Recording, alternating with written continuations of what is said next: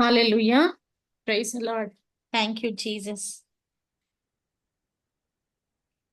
మహాపరిశుద్ధుడా, నీ పాదములకి స్తోత్రములు. దేవా, సిలువలో నాయనా మీరు మా పాపమును, మా శాపమును, మా రోగమును, మా భయమును, ప్రతి దుష్టుని యొక్క చీకటి అధికారమును మీరు సిలువలో మేకులతో కొట్టివేసి మాకు మీరు అనుగ్రహించిన అత్యంత గొప్ప విడుదలను బట్టి మిమ్మల్ని స్తుతిస్తా ఉంటున్నాను.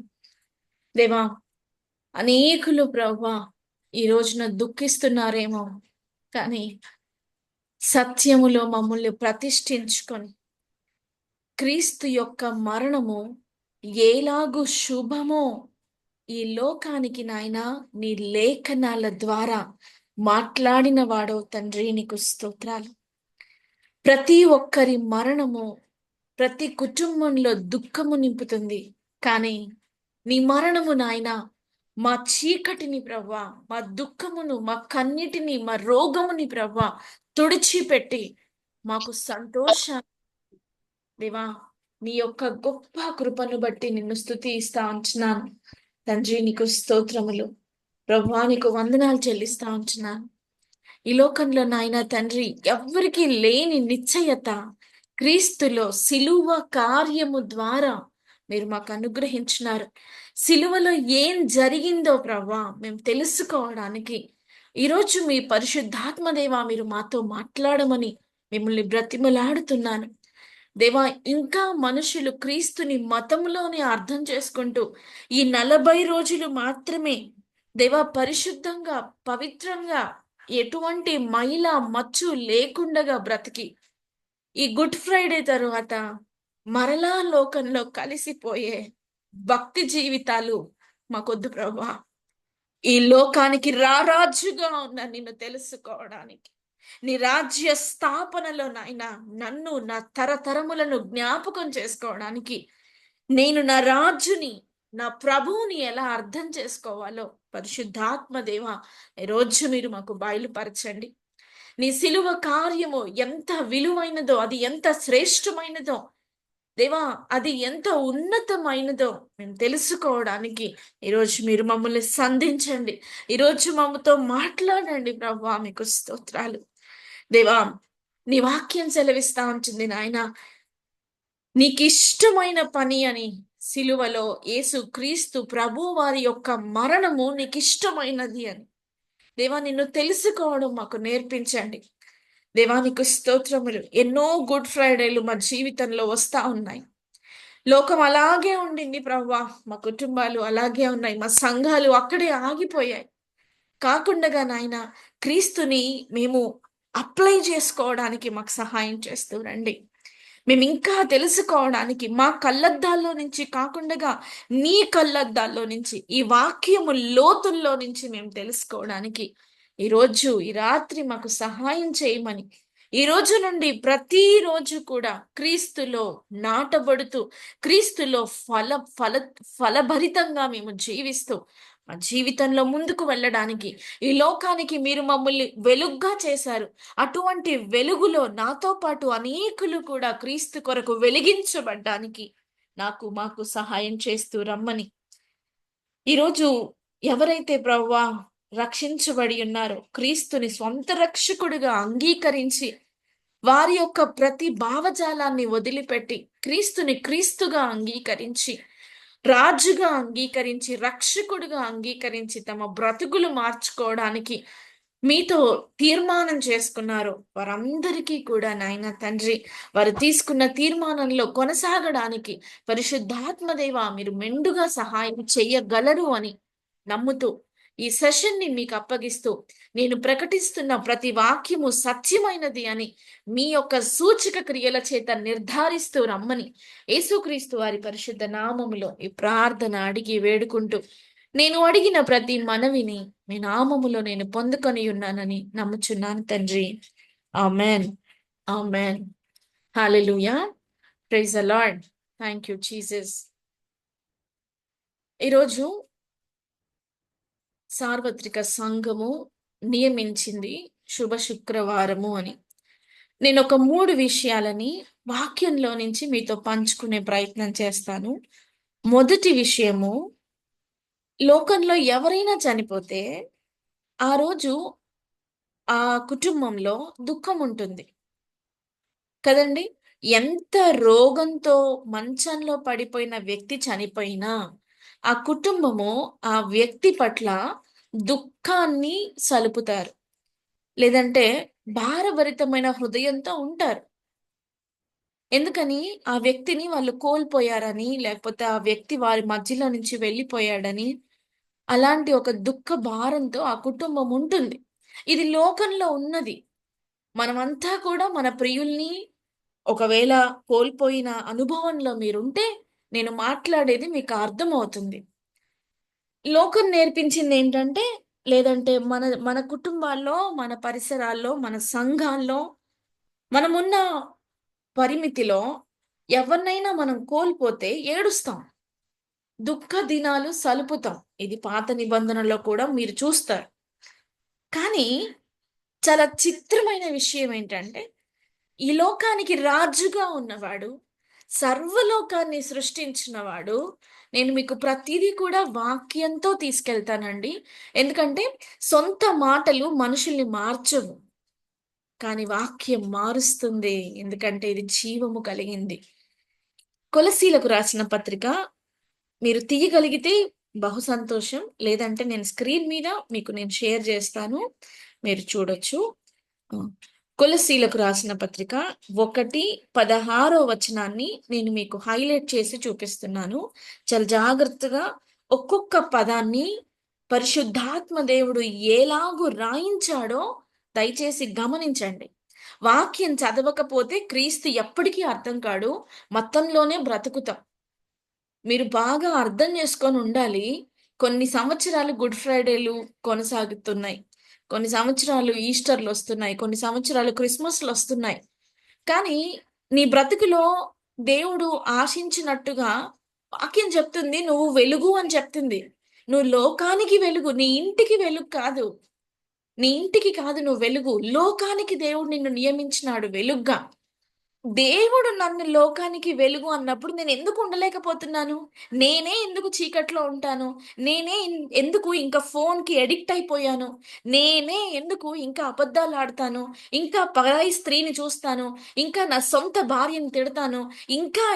ఇంకా లోపల పాతాళంలోకి ఎందుకు పోతాము? ఎందుకంటే వాక్యము అర్థం కాకపోతే. వాక్యము మీ పాస్టర్ గారు చెప్పిన ప్రాస్పెక్టివ్‌లో నుంచి చదవకండి. వాక్యము వాళ్ళెవరో ఒక స్పీకర్ చెప్పాడు గదా! అది రాసుకొని ప్రాక్టీస్ చేయకండి. పరిశుద్ధాత్మ దేవుడు నీ కొరకు, నా కొరకు రాయించాడు. వాక్యాన్ని వాక్యంగా అర్థం చేసుకుంటే జీవితాలు ఖచ్చితంగా రూపాంతరం చెందుతాయి. ఇప్పుడు కూడా నేను మీకు చూపిస్తున్న ప్రతి వాక్యాన్ని మీ పరిభాషలో నుంచి చూడకండి. పరిశుద్ధాత్మ దేవుని యొక్క పరిభాషలో నుంచి చూడండి. హల్లెలూయా! నేను మొదటి విషయాన్ని మాట్లాడుతున్నాను.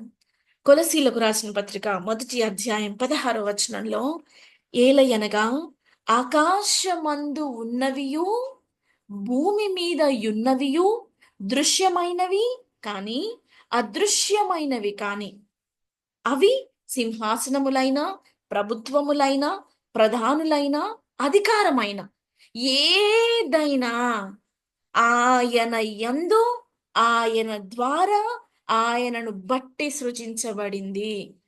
ఇక్కడ ఆయన అనే పదానికి అర్థం ఏంటంటే యేసుక్రీస్తు ప్రభువు. ఇది అండర్‌లైన్ చేసుకోండి. అంటే సమస్తము ఆయన యందు సృష్టించబడింది. మీరింకా కిందికి వెళ్తే మీకు అర్థమవుతుంది. ఆయన లేకుండా ఏమీ లేదు. ఆయన లేకుండా ఏదీ కలుగలేదు. సమస్తము కూడా ఆయన కొరకే కలిగింది. ఎవరి గురించి మాట్లాడుతున్నాము? యేసుక్రీస్తు ప్రభువు గురించి. ఈ లోకాన్ని సృష్టించిన వాడు ఈరోజు సిలువలో మరణిస్తే క్యాలెండర్‌లో శుభ, గుడ్, గుడ్ ఫ్రైడే అని ఉంటుంది. శుభ అని ఉంటుంది. అదేంటి? ఒక వ్యక్తి రక్తం కారి చనిపోతా ఉంటే, ఒక వ్యక్తి తను చెయ్యని దానికి సిలువనెక్కితే, అదేంటి శుభం ఎలా అయింది మీకు? ఎవరైనా నేననుకుంటున్నాను, ఈరోజు చాలామంది ఏడ్చున్నారేమో నాకు తెలీదు. నేను ఒకప్పుడు అలాగే ఉండేదాన్ని. కానీ వాక్యం నన్ను విడిపించింది. నేను అర్థం చేసుకున్నాను సిలువలో ఏం జరిగిందో. కాబట్టి నేను చాలా సంతోషంగా ఉన్నాను. ప్రభువుని చాలా స్తుతించాను. రోజు కంటే సత్యం మీకు అర్థమవుతున్నప్పుడు ప్రభువుతో మీకొక ఇంటిమసీ ఏర్పడుతుంది. ఎవరైనా మీకు సహాయం చేసినప్పుడు వారి పట్ల మీకు కృతజ్ఞతా భావం ఎక్కువైపోతుంది. అలాగే నేను చేశాను పాపం. నేను అబద్ధాలాడాను. నేను తప్పు చేశాను. నేను మోహపు చూపుతో చూశాను. నేను తాగుబోతుని. నేను అబద్ధాలాడతాను. నేను పాపంలో బ్రతికాను. శిక్ష ఎవరికి పడిందండి? నా రాజుకు పడింది. నా తండ్రికి పడింది. నీ బిడ్డకి జ్వరం వస్తే నీ మనసులో ఒక తల్లిగా అనుకుంటావు కదా! ఈ జ్వరం ఏదో నాకొచ్చినా బావుండేది. లేదంటే నీ బిడ్డకి ఏదైనా ప్రమాదం జరిగితే ఒక తండ్రిగా నువ్వు అనుకుంటావు కదా! ఆ ప్రమాదం ఏదో నాకొచ్చినా బావుండేది. నీ ప్రేమలో ఆ శిక్షని నువ్వు మొయ్యాలి అని అనుకున్నావు. కానీ ఈ యొక్క ప్రేమ, ఈ సజీవమైన ప్రేమ, నేను చేసిన తప్పుకి, నేను జీవించిన పాప జీవితానికి సిలువనెక్కింది. కాబట్టి అది నాకు శుభము. నాకు అది శుభ శుక్రవారం అయ్యింది. ప్రభువు యొక్క మరణము నాకు సంతోషాన్నిచ్చింది. ఎందుకంటే ఆయన నన్ను మరణం నుండి తప్పించి ఆయన ఎక్కాడు సిలువలో. హల్లెలూయా! హల్లెలూయా! అండ్ దిస్ ఈస్ వాట్ సృష్టికర్త యొక్క మరణము లోకానికి శుభము.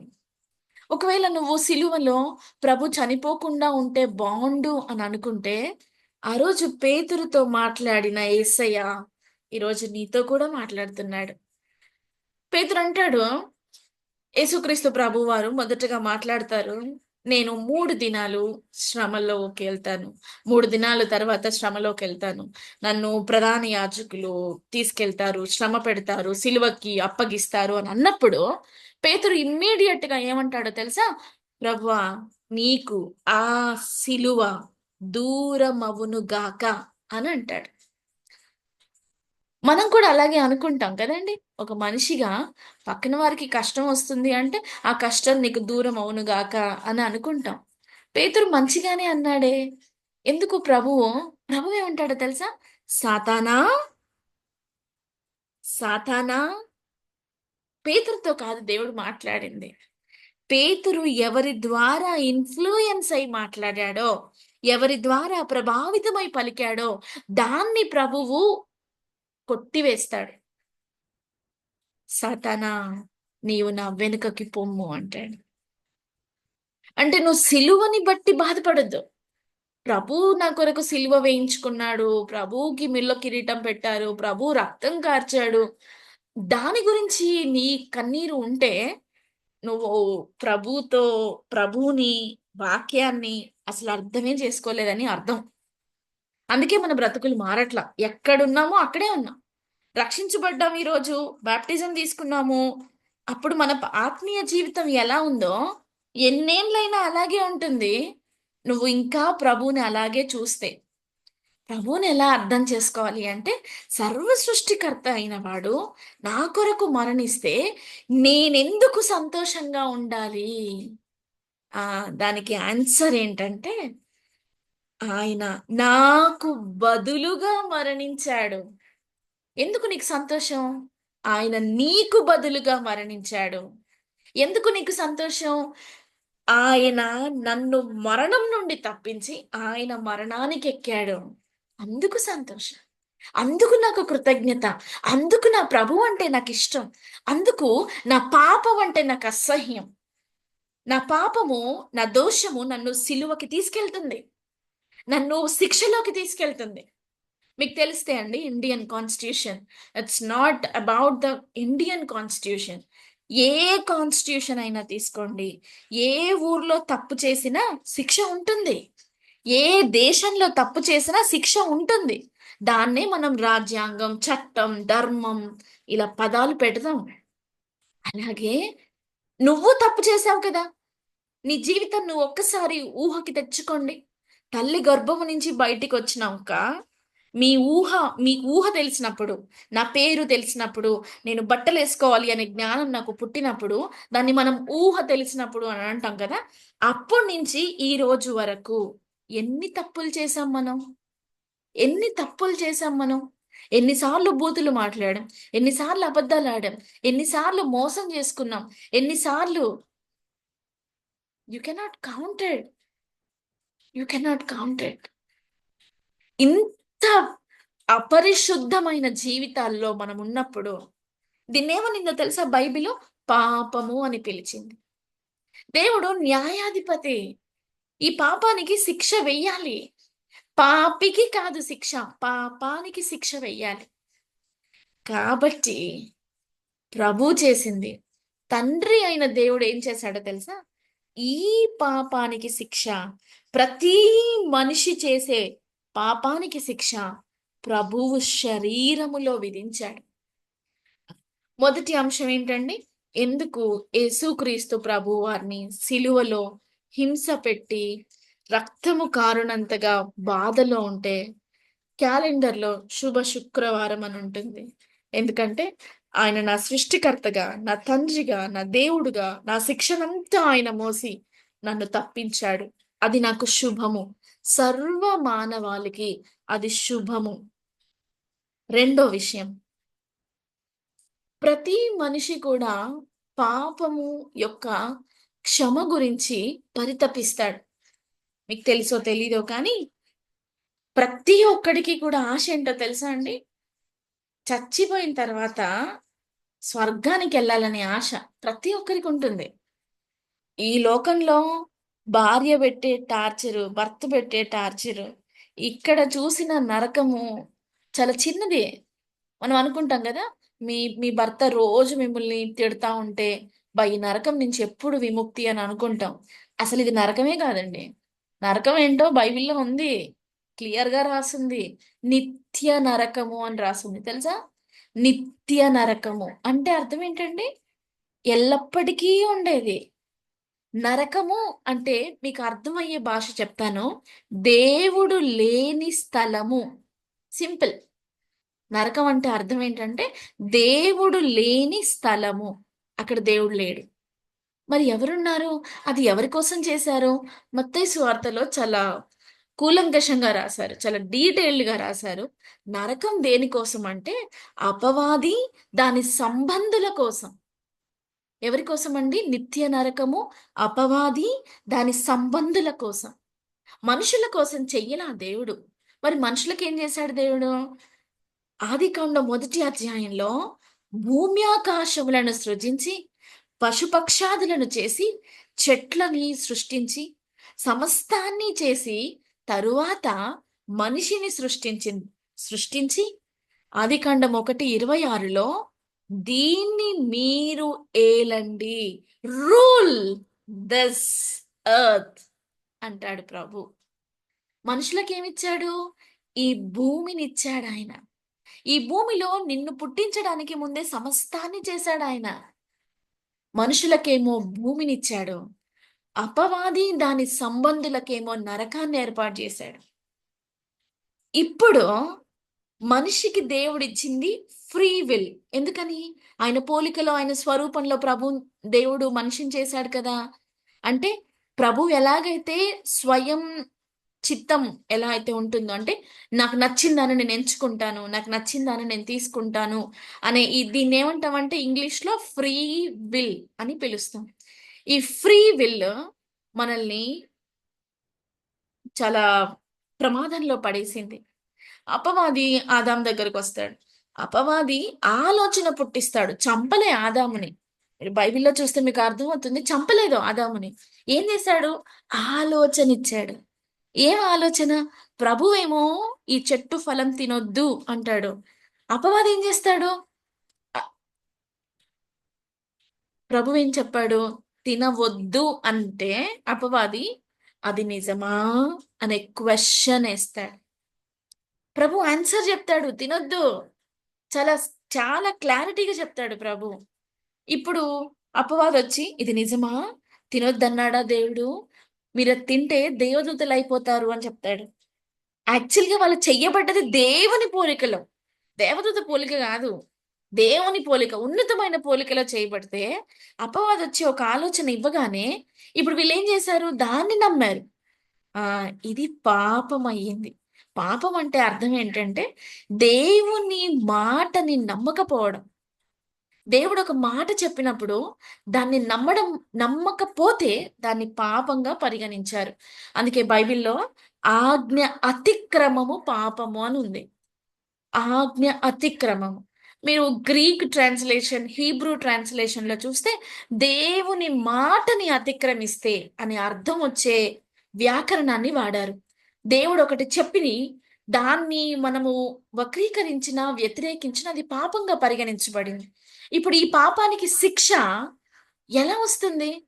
పాత నిబంధనలో మీరు చూస్తే, పాత నిబంధనలో హెబ్రీయులకు రాసిన పత్రిక ఒకసారి ఎళ్దాము. నేను మీకు రెఫరెన్సెస్ చూపిస్తాను. So that you can also remember the same. ఆహ్, హెబ్రీయులకు రాసిన పత్రిక 8వ అధ్యాయంలోకి ఒకసారి ఆ! ఇక్కడ ఈ 8వ అధ్యాయంలో మీకు ఇదంతా చదివితే మీకు అర్థమవుతుంది. మీకు యాజకుడు అనే ఒక క్యారెక్టర్‌ని ఇక్కడ పరిచయం చేస్తాడు హెబ్రీ గ్రంథకర్త. ఈ యొక్క యాజకుడి యొక్క ధర్మం ఏంటంటే, ఒక మనిషి వచ్చి మేము పాపం చేశాము అన్నప్పుడు, ఒక నిర్దోషమైన పావురాన్నో, గొర్రె పిల్లనో తీసుకొస్తాడు. ఈయన చెయ్యి పాపం చేశాను అని ఎవరైతే అంటున్నారో, ఆయన చెయ్యి ఆ నిర్దోషమైన గొర్రెపిల్ల మీద పెడతాడు. పెట్టినప్పుడు యాజకుడు ఏం చేస్తాడంటే, ఈయన చేసిన ప్రతి పాపము గొర్రెపిల్ల మీదకి ట్రాన్స్‌ఫర్ అయ్యింది, ఎక్స్‌చేంజ్ అయ్యింది అని చెప్పేసి, ఈ గొర్రెపిల్లని బలి ఇచ్చేస్తారు. ఇప్పటికి అలాగే చేస్తున్నారు. ఎందుకిస్తారండి బలులు? ఎందుకు మీరు కోళ్ళని, మేకల్ని, గొడ్లని, ఎడ్లని ఎందుకిస్తారు బలి మీరు? ఎందుకిస్తారంటే, మీ పాపం యొక్క విముక్తి కొరకిస్తారు. మీకు తెలియకపోతే మీ పెద్దవాళ్ళని అడగండి. మీ ధర్మాన్ని అడగండి. అది చెప్తుంది. మీ పెద్దలు రాసిన గ్రంథాల్ని కూడా తీయండి మీకు చెప్తుంది. మనుషులకంతా కావాల్సిందేంటంటే, ఈ లోకంలో కొంతకాలమే బ్రతుకుతాము. ఇక్కడి నుంచి మరలా మనము ఏదో ఒక దగ్గరికెళ్తాము. మంచిగా బ్రతికితే దేవుడి దగ్గరికెళ్తాము. మంచిగా బ్రతకకపోతే నరకానికి వెళ్తాము అనేది ప్రతి గ్రంథం చెప్తుంది. ప్రతి మనిషి చాలా యాగాలు చేసి, చాలా జ్ఞానాన్ని సంపాదించుకొని తెలుసుకున్న విషయం ఇది. జ్ఞానంతో తెలుసుకున్న విషయం ఇది. దీనికి మతము, దీనికి కంట్రీ, దీనికి డినామినేషన్స్ ఏమీ లేవు. 2 పదాలు చాలా సింపుల్. మనిషికి మరణం ఎంత తథ్యమో, అంతే తథ్యము ఏదో ఒక దిక్కుకి ఎళ్ళడం. ఇప్పుడు మనుషులందరికీ ఏం కావాలి అంటే అప్పుడప్పుడు చిన్న చిన్న గొడవలకి ఓర్చుకోలేని మనము ఇండ్లల్లో, కుటుంబాల్లో, సంఘాల్లో లేదంటే ఉద్యోగ స్థలాల్లో చిన్న టెన్షన్‌కి, చిన్న ప్రెషర్‌కే మనం చాలా భయపడిపోతాం. చాలా వణికిపోతాం. ప్రశాంతత కోల్పోతాం. అలాంటి మనము నిత్య నరకంలో ఉండలేము. నిత్య నరకంలో ఎలా ఉంటుందో మత్తయి సువార్తలో ఉంటుంది. అగ్ని ఆరదు, పురుగు చావదు. అలాంటి ప్రదేశానికి మనం పోలేం. కానీ అపవాది యొక్క అల్టిమేట్ గోల్ ఏంటి అంటే, మనల్ని నిత్య నరకానికి తీసుకెళ్ళడం. కాబట్టే మనకెప్పుడూ అనవసరమైన ఆలోచనలిస్తా ఉంటాడు. మనం ఎంతసేపటికి నిన్ను ఏదో ఒక తప్పులో చూపించడానికే చూస్తాడు. అప్పటిదాకా మంచిగా ఉంటారు. సడెన్‌గా కోపమొస్తుంది. బూతులు మాట్లాడేస్తారు. అప్పటిదాకా మంచిగా ఉంటారు. ప్రభువుని తెలుసుకున్నాక ఇంకెక్కువగా ఉంటాం. ప్రభువుని తెలుసుకున్నాక మనం అనుకుంటాము, తాగగూడదు. మనం మంచిగా ఉండాలి. ఇలా ఉండడం ప్రభువుకిష్టము అని అనుకుంటాం. కానీ ఎక్కడి నుంచొస్తారో తెలీదు. మీ క్లోజ్ ఫ్రెండ్స్ ఒస్తారు. తాగడానికి తీసుకెళ్తారు. సో, ఇవన్నీ ఎలా ఉంటాయంటే, అపవాది యొక్క అల్టిమేట్ ఉద్దేశానికి నెరవేర్చేటట్టుగా ఉంటాయి. దీన్ని జయించడానికి ఒక ఎడ్ల రక్తము, కోళ్ళ రక్తము, మేకల రక్తము సరిపోలా. అదే అంటాడు హెబ్రీ గ్రంథకర్త చెప్పే మాటేంటంటే, ఒక పరిచారకుడు ఎడ్లని, కోళ్ళని, గొర్రెలని ఇచ్చే రక్తముతో పైన శుద్ధి జరుగుతుంది. కానీ అంతరంగంలో శుద్ధి జరగట్ల. ఇప్పుడు పాపం చేశామని బలి ఇస్తాడు. ఇప్పుడు వాడికి అలుసైపోతుంది. మళ్ళీ పాపం చేసినా మళ్ళీ బలి ఇవ్వవచ్చు. అందుకే పౌలు అంటాడు కదా! ఎక్కడైతే కృప విస్తరిస్తుందో అక్కడ పాపం విస్తరిస్తుంది అంటాడు. నేను పాపం చేశాను ప్రభు అంటే దేవుడు హత్తుకుంటాడు. క్షమాపణ పొందుతున్నావు, ఏడుస్తున్నావు, పశ్చాత్తాపం పొందుతున్నావు అని హక్కును చేర్చుకుంటాడు. కానీ ఇది అలుసుగా తీసుకొని నా దేవుడు క్షమిస్తాడులే అని నీకు నచ్చినట్టుగా బ్రతికితే, అందుకే పౌలు అంటాడు ఎక్కడ కృప విస్తరిస్తుందో అక్కడ పాపం విస్తరిస్తుంది. అందుకే ధర్మశాస్త్రాన్ని కూడా ప్రభు సిలువలో మేకులతో కొట్టాడు. ధర్మశాస్త్రాన్ని కొట్టివేయడానికి రాలా, నెరవేర్చడానికి వచ్చాడు. శాశ్వతమైన విడుదల కొరకు ఆయన రక్తాన్ని ధారపోశాడు. రోమీలకు రాసిన పత్రికలో మాట ఉంటుంది. దేవుడు రోమీలకు రాసిన పత్రిక 8వ అధ్యాయము 4వ వచనాన్ని నేను చదువుతున్నా. దేవుడు తన సొంత కుమారుని పాప శరీరాకారముతో పంపి, ఇది అర్థం చేసుకోవాలి మనం. దేవుడు తన సొంత కుమారుణ్ణి పాప శరీరాకారముతో పంపి, ఇక్కడ దేవుడు యేసుక్రీస్తు ప్రభు అంటే కుమారుడు పరిశుద్ధాత్మ వేరు వేరు కాదు. వీళ్ళు వేరు వేరుగా కనపడే ఒకే వ్యక్తి. ముగ్గురు వ్యక్తులుగా కనపడే త్రియేక దేవుడు ఒక్కడే, ఒక్కడే, ఒక్కడే. త్రిత్వమై ఉన్న దేవుడు. 3 రకాలుగా కనిపిస్తాడు కానీ ఆయన ఒక్కడే. సో పాప శరీరాకారంతో పంపాడు. ఎందుకు సర్వ సృష్టికర్త అక్కడి నుంచి ఇక్కడికి రావాల్సి వచ్చిందండి? ఎందుకు వచ్చాడు? చూడండి, ఒక మనిషిని చంపాలి అంటే ఎక్కడో దూరంగా ఉండి బాంబు వేసో రిమోట్ నొక్కియో ఏదో ఒకటి చెయ్యొచ్చు. కానీ ఒక మనిషిని కాపాడాలి అంటే ఖచ్చితంగా మనుషుల దగ్గరికి వెళ్ళాలి. ఎవరికైనా ఊబిలో పడిపోతే దూరంగా ఉండి మనం ఏం చెయ్యలేం.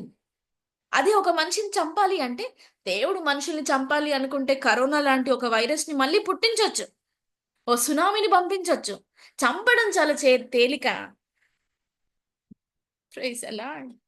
కానీ బ్రతికించడం కష్టం. నరకం నుంచి తప్పించడం కష్టం. కాబట్టే ఆయన ఈ లోకానికి రావాల్సి వచ్చింది. ఆయన ఈ లోకానికి రావడానికి మరియమ్మని ఎంచుకున్నాడు. మరియమ్మ గర్భములో నుంచి ఈ లోకానికి ఆయన వచ్చాడు. అందుకే వాక్యం ఏమంటుందంటే, దేవుడు తన సొంత కుమారుని పాప శరీరాకారంతో పంపి ఆయన శరీరమందు పాపమునకు శిక్ష విధించెను. హల్లెలూయా. ఇది జరిగింది సిలువలో. సిలువలో ఏం జరిగింది అంటే పాపానికి శిక్ష పడింది. పాపానికి శిక్ష పడింది. You should not cry on this day. You should rejoice. ఎందుకు? నిన్నేలుతున్న పాపము, నీ మీద ప్రత్తరం చేస్తున్న నీ రోగము ప్రభు ఆ సిలువలో మేకులతో కొట్టేశాడు. అది ఆయనకి ఇష్టమయ్యింది. ఎందుకంటే నేను పాపంలో బ్రతకడం ఆయనకి ఇష్టం లేదు, నన్ను విడిపించడం ఆయనకి ఇష్టం. కాబట్టి ఎడ్ల మీద గొర్రెల మీద ఎలాగైతే పాపాన్ని మనము పంపిస్తామో, చెయ్యి పెట్టి చేస్తామో, ఆ ఎక్స్చేంజ్ జరిగింది. ఇప్పుడు సిలువలో కనిపించాల్సింది నువ్వు, నేను. ఇదే యెషయా గ్రంథం చదివితే మీకు అర్థమవుతుంది. యెషయా గ్రంథము 53వ అధ్యాయము మీకు ఎన్ని సార్లు కుదిరితే అన్ని సార్లు చదవండి. నా సిన్సియర్ అడ్వైజ్, చదివితే సిలువ కార్యం ఏంటో అర్థమవుతుంది. యెషయా 53 చెప్తుంది 10వ వచనంలో, అతన్ని నలగొట్టుటకు యెహోవాకు ఇష్టమాయెను. అందుకే ప్రభు మొట్టమొదటి మాట సిలువలో ఏం చెప్తాడండి? తండ్రి, వీరేమి చేయుచున్నారో వీరెరుగరు కనుక వీరిని క్షమించుము. ఆయన ఊరికే చనిపోలేదండి. ఆయనతో పాటు తప్పు చేసిన 2 దొంగలు సిలువలో ఉంటారు. ఆ 2 దొంగలు కూడా చాలా భిన్నంగా కనిపిస్తారు మీకు. ప్రభు మాత్రము ఏడుస్తూ, నాకెందుకు సిలువేశారు, నేను తప్పు చేయలేదు కదా అని ఏడుస్తూ లేడు. ఎందుకని? ఆయనని ఆయన కమిట్ చేసుకున్నాడు. ఆయనని ఆయన సిద్ధపరుచుకున్నాడు. ఏదెను తోటలో పాపానికి బీజం పడింది. గెత్సేమనే తోటలో శ్రమకు ఆరంభం పడింది.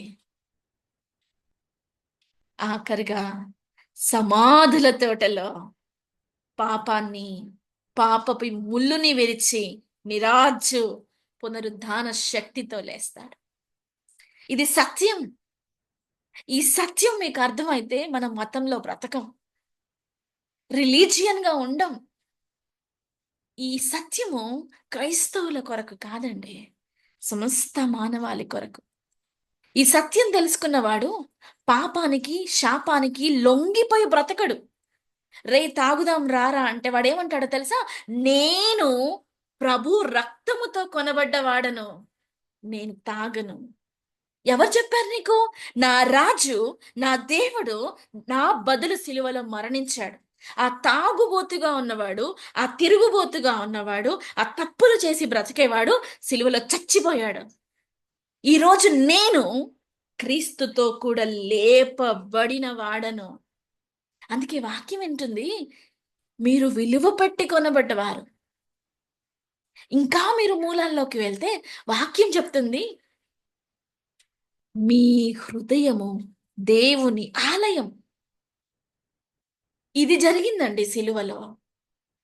సిలువలో జరిగింది ఏంటంటే, నువ్వు 40 రోజులు నీసు ముట్టుకోకుండా, తాగకుండా, బూతులు మాట్లాడకుండా, భార్యని ప్రేమగా చూసుకొని, బిడ్డలతో సమయం గడిపి, నీకు నచ్చినట్టుగా అన్ని నీ త్యాగాలు చేసి, నీకు సిగరెట్ తాగడం ఇష్టం కానీ వదిలేసావు, తాగడం ఇష్టం వదిలేసావు, చెడు స్నేహం ఇష్టం వదిలేసావు. ఇన్ని అనుకుంటావు నువ్వు, నేను ప్రభు కోసం త్యాగం చేస్తున్నాను, ఈ 40 రోజులు ప్రతిష్ఠతో ఉంటాను అని. ఈ భక్తి దేవుడికి అవసరం లేదు. ఎందుకంటే క్రీస్తు ఈ లోకానికి మతం కొరకు రాలా, నీ బ్రతుకుకి మార్గం చూపడానికి వచ్చాడు. నిత్య నరకానికి వెళ్లకుండా నిత్య స్వాస్థ్యములో ఆయన రొమ్మున కూర్చోబెట్టుకునే ఆ గొప్ప తరుణాన్ని ఈ సిలువ కార్యం ద్వారా ఇచ్చాడు. నిన్ను క్షమించాడు సిలువలో. ఆయన పలికిన మొట్టమొదటి మాట సిలువలో ఏంటో తెలుసా? తండ్రి, వీరేమి చేయుచున్నారో వీరు ఎరుగరు కనుక వీరిని క్షమించుము. చదువుతారా? ఈరోజు ఆల్రెడీ మీరు చదివి ఉంటారు, నేను ఒక్కసారి మళ్ళీ మీకు చూపిస్తున్నాను. లూకా సువార్త 23వ అధ్యాయము 34వ వచనము.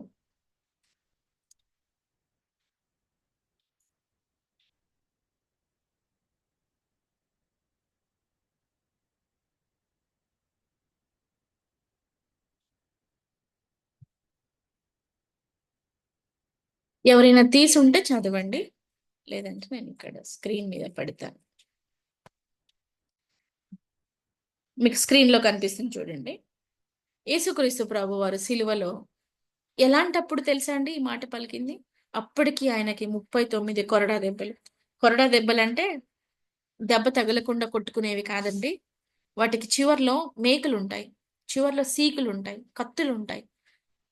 మీకు ఇదంతా బైబిల్లో లేదు కదక్క అని మీరు అంటే, నేను మీకు ఇవ్వగలిగిన సమాధానం ఏంటో తెలుసా? అసలు సిలువ శిక్షని రోమా చక్రవర్తి అమలు చేసే విధానం మీకు తెలియాలంటే, రోమా ప్రభుత్వము అమలు జరిపే శిక్షల కొరకు ఒక పుస్తకం ఉంది.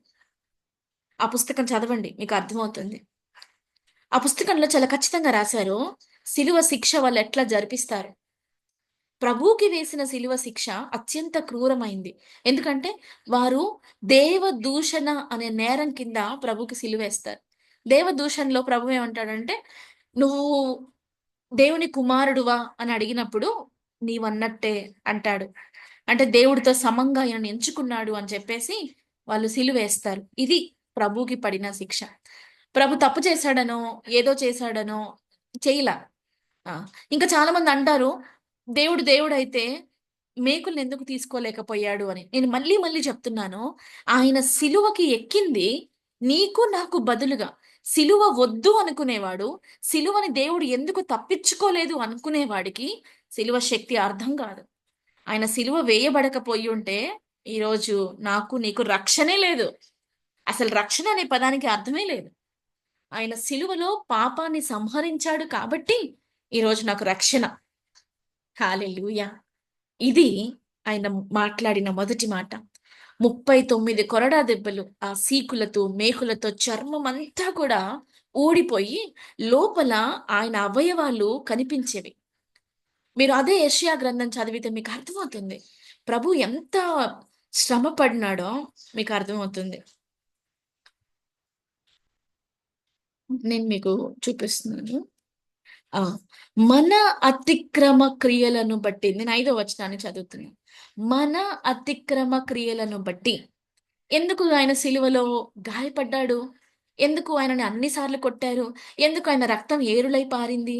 ఎందుకు ఆయన ప్రతి శరీరములో ప్రతి అవయవము బాధను అనుభవించిందంటే, మన అతిక్రమ క్రియలను బట్టి అతడు గాయపరచబడ్డాడు. మన దోషములను బట్టి నలగొట్టబడ్డాడు. మన సమానార్థమైన శిక్ష ఆయన మీద పడింది. ఎందుకు? పాపంతో పాటు చూడండి, పాపము మనకు 3 తీసుకొచ్చింది. 1 భయము, 2 రోగము, 3 మరణము. నేను మళ్ళీ చెప్తున్నాను. పాపము మనకిచ్చిందేంటో తెలుసా? భయము, రోగము, మరణము. ఇప్పుడు సిలువలో ప్రభు వీటిని కొట్టేశాడు అంటే అర్థం ఏంటండి? మనకి పాప భయము లేదు, రోగ భయము లేదు, మరణ భయము లేదు. ఇది సిలువను నమ్మిన వాడికి జరుగుతుంది.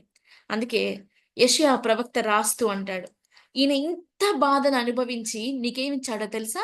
ఆయన పొందిన దెబ్బల చేత నీకు స్వస్థత కలిగింది.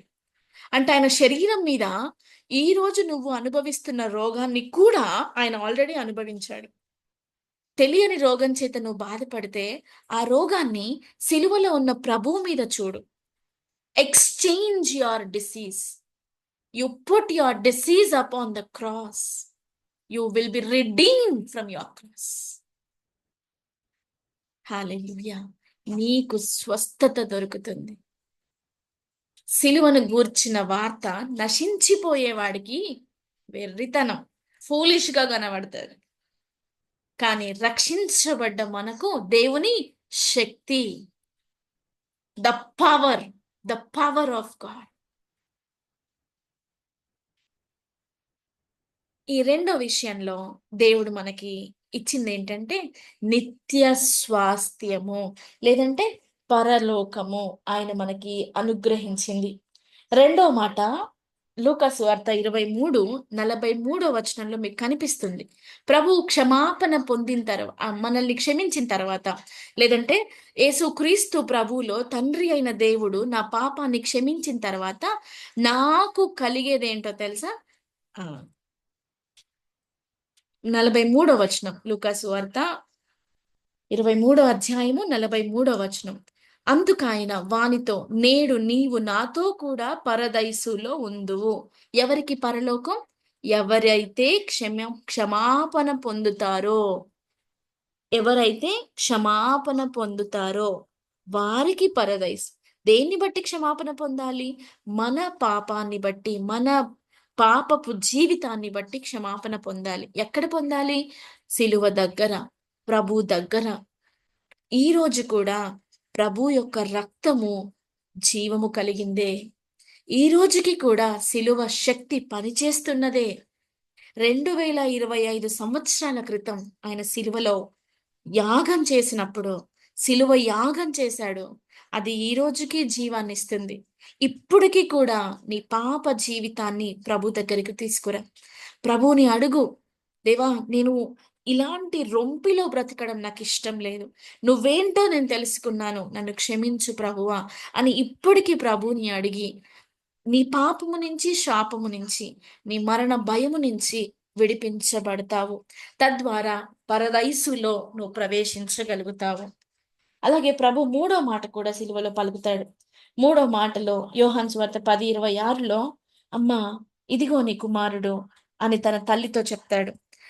ఆల్రెడీ మరియమ్మ గారికి పిల్లలున్నారు. మీరు మత్తయి సువార్త, లూకా సువార్త చదివితే మీకు అర్థమవుతుంది. యేసు తన సహోదరులతో అనే పదాన్ని మీరు చూస్తారు. ఆయనతో ఉన్న 12 మంది శిష్యుల్లో ఒక శిష్యుడు యాకోబు అనే శిష్యుడు ఆయన సహోదరుడు. యాకోబు పత్రిక రాసిన బైబిల్‌లో యాకోబు పత్రిక రాసిన యాకోబు మరియమ్మ గర్భములో యేసుక్రీస్తు ప్రభువులాగే వచ్చాడు. కానీ ఆయన తండ్రి యోసేపుగా ఉన్నాడు. సో, యాకోబు ఉన్నప్పటికీ యేసుక్రీస్తు ప్రభువారు మరియమ్మకి యోహాన్ని అప్పచెప్తాడు కదండీ! మరియమ్మని యోహానుకి అప్పచెప్తాడు. "అమ్మా, ఇదిగో నీ కుమారుడు, ఇదిగో నీ తల్లి" అంటాడు. దీని అర్థం ఏంటంటే, మనం చాలా సార్లు ప్రభువుని నమ్ముకున్న తరువాత కుటుంబాన్ని వదిలేస్తారు. చాలా మంది తప్పు చేస్తా ఉంటారు. అంటే నేను చర్చ్‌కెళ్ళాలి. నేను ఇంట్లో ఏం పని చేయను. పరుగులు పెట్టేస్తాను. మీటింగ్‌కెళ్ళాలి. నాకు నా భర్త అవసరం లేదు. నా బిడ్డలు అవసరం లేదు. నేను దేవుడి ముందు నిలబడాలి అని ఇలాంటి ఒక పందాలో వెళ్తా ఉంటారు. కానీ ప్రభు అలా నేర్పలేదండి. You have to fulfil your responsibility అనేది ఈ వాక్యం మీకు గుర్తు చేస్తా ఉంటది. ఆయన సిలువలో ఉండి కూడా ఆయన ప్రాథమిక బాధ్యత మర్చిపోడు.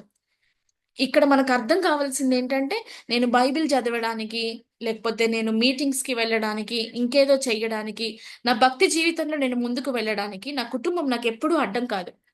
అలా ఎప్పుడూ మీరనుకోకూడదు. మీరు బయట ఎలా ఉండాలనుకుంటారో, క్రీస్తుని బయట ఎలా చూపించాలి అనుకుంటారో, అలా మొట్టమొదటిగా మీ కుటుంబంలో బ్రతకాల. మీ కుటుంబంలో మీ మీద నిందలు పడుతున్నప్పుడు, మీ ప్రాథమిక బాధ్యతని మీరు మర్చిపోవద్దు. మనం మర్చిపోవద్దు. ఈ మాట మనకి గుర్తు చేస్తా ఉంటది. ఆ సిలువలో ఉన్నప్పుడు కూడా ప్రభు ఆయన ప్రాథమిక బాధ్యత మర్చిపోల. అప్పజెప్తాడు తన తల్లిని. తన మీద ఆధారపడ్డ తన తల్లిని, తన ప్రాణ స్నేహితుడు లేకపోతే ప్రియ శిష్యుడైన యోహానుకి అప్పచెప్తాడు. సో, ఇక్కడ మనకర్థం కావాలి సువార్త పని అనేది అన్నీ వదిలిపెట్టుకొని చేసేది కాదు.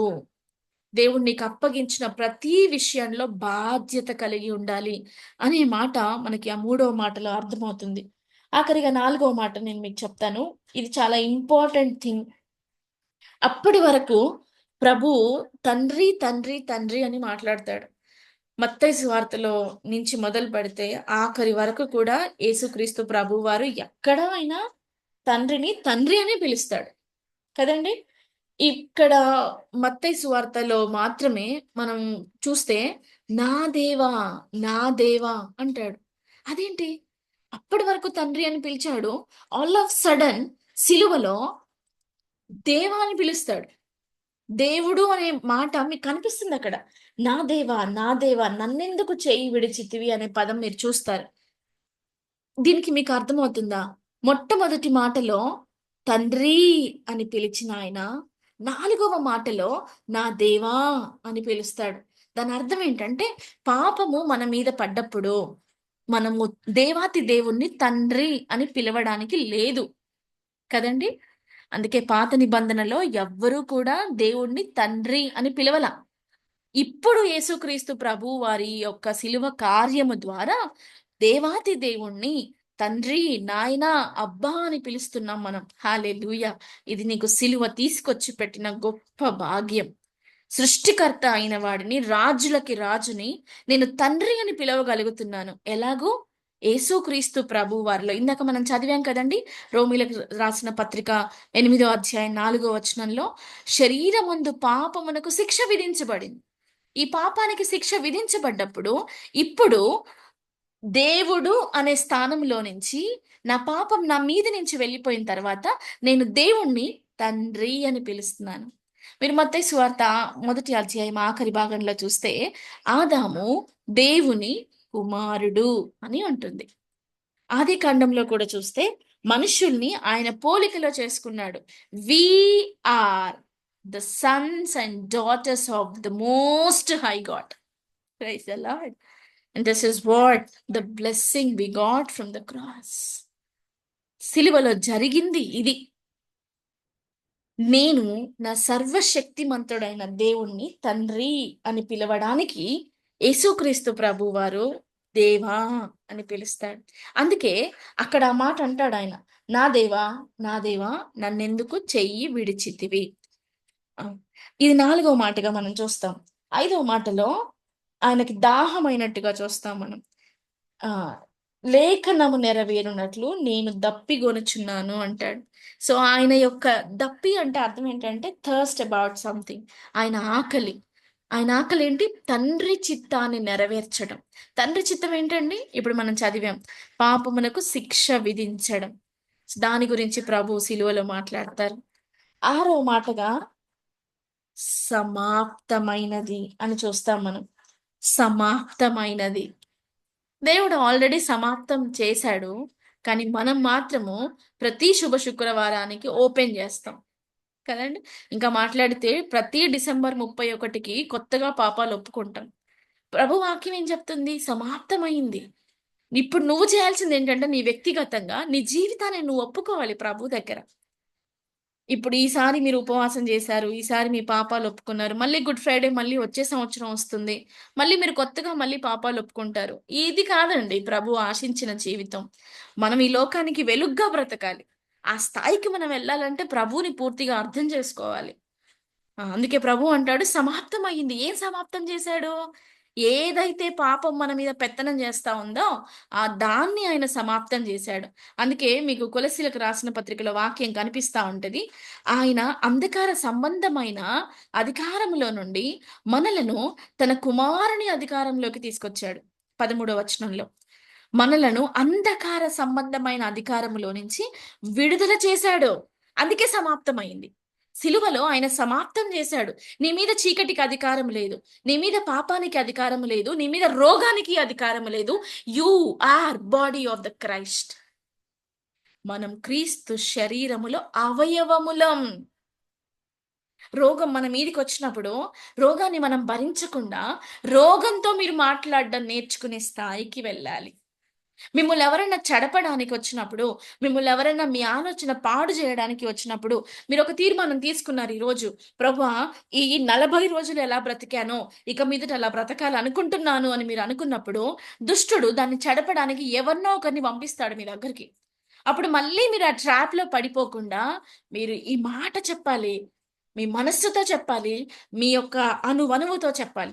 దావీదంటాడు కదా! నా ప్రాణమా మీరు మాట్లాడతారా మీ ప్రాణంతో? మీరు మాట్లాడతారా మీ ఆలోచనతో?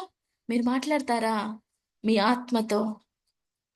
మీ తప్పు చెయ్యాలనే ఆలోచన వచ్చినప్పుడు, నా ప్రాణమా నువ్వు దేవుని యొక్క సొత్తువి. ఎలా చేస్తావు తప్పు? నా ప్రాణమా నువ్వు నువ్వు దేవుని చేత కొనబడ్డ సొత్తువి. నువ్వెలా బూతులు మాట్లాడుతావు? నువ్వెలా తప్పు చేస్తావు? నువ్వెలా తాగుబోతుగా ఉంటావు? అప్పుడు లోకం చెప్తుంది, ఇవన్నీ ఓకే. ఈ ఏజ్‌లో తాగొచ్చబ్బా! ఈ ఏజ్‌లో తిరగొచ్చు. ఏమైనా చెయ్యొచ్చు. ఇది లోకం చెప్తుంది. కానీ ప్రభువేం చెప్తున్నాడు? నేను కొనుక్కున్నానయ్యా నిన్ను. నా రక్తమిచ్చి కొనుక్కున్నానయ్యా. దేవుడు నిన్ను విడిపించాడని వాక్యం చెప్తుంది. అందుకే ప్రభు అంటాడు సమాప్తమైంది. సమాప్తమయ్యెను. నీ మీద పాపానికి అధికారము లేదు. సమాప్తము చేసిన తర్వాత యేసుక్రీస్తు ప్రభువారు విజయ కేకతో, బైబిల్‌లో చాలా బావుంటుందండి ఆ మాట. విజయ కేకతో మాట్లాడతాడు. ఏమన్నా తెలుసా? తండ్రి, నా ఆత్మను నీ చేతికి అప్పగిస్తున్నాను. బికాజ్ నువ్వు నన్ను ఏ పని కోసం ఈ లోకానికి పంపించావో ఆ పనిని నేను జరిగించాను. ఆ పనిని నేను జరిగించాను. చెప్పగలవా ఈ మాట నువ్వు? దేవుడు నిన్ను నన్ను లోకానికి ఎందుకు పంపించాడో తెలుసా? లోకానికి వెలుగ్గా ఉండమని పంపించాడు. మనము మన తనువు చాలించేటప్పటికి మనం ప్రభువుకి చెప్పగలగాలి ఈ మాట. ఈ ఈ సూర్యోదయం నుంచి సూర్యాస్తమయం గడిపి రాత్రి పడకకు వెళ్ళేటప్పుడు నువ్వు ధైర్యంగా చెప్పగలగాలి ఈ మాట. ప్రభువా, నువ్వు అప్పజెప్పిన పనిని ఈరోజు ఈ భాగం నేను పూర్తి చేశాను. ఇలాంటి సాక్ష్య జీవితాన్ని మనం కలిగి ఉండడానికి తీర్మానం తీసుకుందాం. ఎన్నో గుడ్ ఫ్రైడేలు వస్తా ఉన్నాయి, పోతా ఉన్నాయి. మనం మతంలో బ్రతకూడదండి. ఒక పర్టిక్యులర్ పీరియడ్‌లో పరిశుద్ధులుగా బ్రతికి, తర్వాత లోకంలో కలిసిపోయే భక్తి కాదు మనది. క్రీస్తుని బ్రతికినంత కాలము అనుసరించేది. ఇది మార్గం. ఈ మార్గంలో మరణమే ఆఖరి ఘట్టం. ఆ మరణం కూడా మనకు నిద్రే. మనం ప్రభు రాజ్యంలో ఉంటాం. ప్రియులారా, శ్రమలకు భయపడకండి. నిందలకు భయపడకండి. దూషణ మాటలకి వెరవకండి. ఏదైనా క్రీస్తు మనకివ్వబోయే నీతి కిరీటం ముందు చిన్నదే. ఈరోజు తీర్మానం తీసుకుందాం. నీ వాక్యంలో నేను బ్రతకడానికి. ఈ లోకానికి నువ్వు నన్ను వెలుగ్గా పెట్టావు. నేను ఆ వెలుగ్గా జీవించడానికి నాకు సహాయం చేయండి. నా ప్రతి పాపాన్ని సిలువలో మీరు కొట్టివేశారు. నా ప్రతి రోగాన్ని మీరు కొట్టివేశారు. ఈ యొక్క నిశ్చయతతో పాపం నా మీద ప్రభుత్వం చేయకుండా నేను క్రీస్తు వలె ఈ లోకంలో జీవించడానికి, తండ్రి యొక్క మహిమను ఈ లోకానికి నా జీవితం ద్వారా నేను చూపించడానికి పరిశుద్ధాత్మ దేవ నాకు సహాయం చెయ్యమని ప్రభుతో మాట్లాడదాం. అడుగుదాం. ఆయన అడుగువానికి ఇచ్చే దేవుడు. నువ్వు వెతికితే నీకు తలుపు తీసే దేవుడు. నీకు వెతికితే దొరికే దేవుడు. ప్రభువుని అడుగుదామండి. మహాపరిశుద్ధుడా, నీ పాదములకి స్తోత్రాలు. దేవా, ఎవరెవరైతే ఈ యొక్క వర్తమానం ద్వారా మీ పాదాల దగ్గర కూర్చున్నారో, ఎవరెవరైతే ప్రభువా తీర్మానం తీసుకుంటున్నారో, ఎవరెవరైతే ప్రభువా ఈ లోకానికి మీరు మమ్మల్ని వెలుగ్గా పిలిచారు అనే విశ్వాసాన్ని కలిగి ఉన్నారో, వారందరితో మీరు మాట్లాడండి. పరిశుద్ధాత్మ దేవ, ప్రకటించబడ్డ ప్రతి వాక్యము సత్యమైనది అని అనేక సూచక క్రియల చేత మీరు నిర్ధారిస్తూ రండి. సిలువలో ప్రవ్వా మీరు మా కొరకు చేసిన బలియాగం, మాకు బదులుగా చేసిన ఈ బలియాగాన్ని బట్టి ప్రభా మిమ్మల్ని ఎంతగానో స్తుతిస్తా ఉంటున్నాం తండ్రి. మీకు స్తోత్రాలు దేవా. సర్వ సృష్టికర్తవైన నిన్ను అబ్బా తండ్రి నాయన అని పిలిచే ఇంత గొప్ప భాగ్యం మాకు దొరికింది ప్రభా. నీకు స్తోత్రాలు దేవా. మా మరణం వరకు మా సాక్ష్యాన్ని మేము కాపాడుకొని మా మరణంలో నాయన ఆఖరి క్షణాల్లో మా ఆత్మను నీ చేతికి అప్పగించగలిగే అంత గొప్ప సాక్ష్య జీవితం మేము కలిగి జీవించడానికి మాకు సహాయం చేస్తూ రమ్మని నా ప్రభు నా రక్షకుడు మీ ప్రియ కుమారుడైన యేసు క్రీస్తు వారి పరిశుద్ధ నామములో ఈ ప్రార్థన అడిగి వేడుకుంటూ, ప్రకటించబడ్డ ప్రతి వాక్యము సత్యమైనది అని వినే ప్రతి ఒక్కరి జీవితంలో సూచక క్రియల ద్వారా, అద్భుతముల ద్వారా నెరవేరుస్తూ రమ్మని యేసుక్రీస్తు వారి పరిశుద్ధ పాదముల యొద్ద ఈ ప్రార్థన అడిగి వేడుకుంటున్నాను తండ్రి. Amen. Amen. Thank you Jesus. Hallelujah.